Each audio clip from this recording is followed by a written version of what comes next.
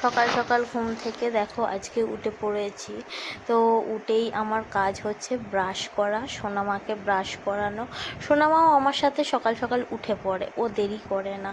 উঠে ওকে ব্রাশ করব, তারপরে দুজনে ফ্রেশ হয়ে আমি আগে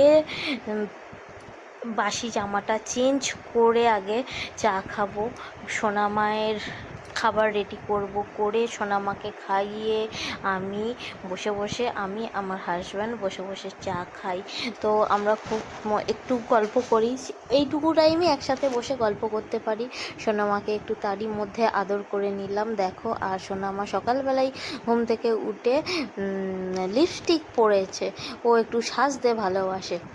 তো তারপরে ভাবলাম টিফিনে একটু চাউ করা যাক। আমি দেখো চাউয়েতে দিয়ে দিয়েছি আলু, গাজর, বিনস আর ডিম দিয়ে করছি, আর দিয়েছি পেঁয়াজ, কাঁচা লঙ্কা। তো সোনামা ঝাল খায়, আর এমন কিছু ঝাল দিইনি যে ও খেতে পারবে না, হালকা ঝাল দিয়েছি। আর টমেটো সস ওর সব থেকে প্রিয়, সেই হিসাবে ও আরোই খেলো, ছাড়বে না।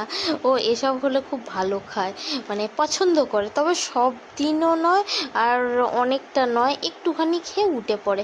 তারপরেই রান্নাবান্না করে স্নান করে ঘর পরিষ্কার করার পর এসে একটু হাতে সময় পেয়েছিলাম, তখনও 12টা বাজেনি।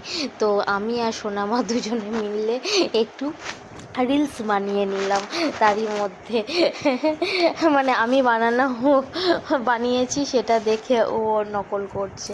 তো এই রকম করেই চলতে থাকে। তারপর সোনামাকে ভাত খাইয়ে দিলাম, ওর বাবাই এলো অফিস থেকে। তো আসার পর ওকে আইসক্রিম কিনে দিয়েছে, এবার ওকে বিছানায় তুলে দিয়েছি ঘুম পাড়ানোর জন্যে। তো ও বাবাই থাকলে চট করে ঘুমোবে না, শুধু দুষ্টুমি করবে। ওকে যে ঘুম পাড়াতে কতটা কষ্ট হয়, আমি একা থাকলে সমস্যা হয় না, সঙ্গে সঙ্গে আমার পাশে শুলো, ঘুমিয়ে পড়লো। কিন্তু ওর বাবাই যেদিন থাকে চট করে ঘুমোবে না, বকর বকর করে যাবে। আর এত বকে আমি পাগলা হয়ে যাই, ওর কথার অ্যান্সার দিতে হবে, অ্যান্সার না দিলে চলবে না। আর জানো, ও যে ঘন্টায় ঘন্টায় জামা চেঞ্জ করে, আর যে জামাটা পরবে সঙ্গে সঙ্গে খুলে ফেলবে আর পরবে না, এরকম একটা ব্যাপার। সোনামায়ের গোন্ডামিতে ওর বাবাই আর ঘুমোতে পারে না। আর তোমাদের কেমন ব্লগটা লাগলো, ছোট ব্লগটা, তো তোমরা একটু কমেন্ট করে শেয়ার করে জানাবে, আর একটু আমাকে ফলো করে দিও প্লিজ, আমার পাশে থেকো তোমরা।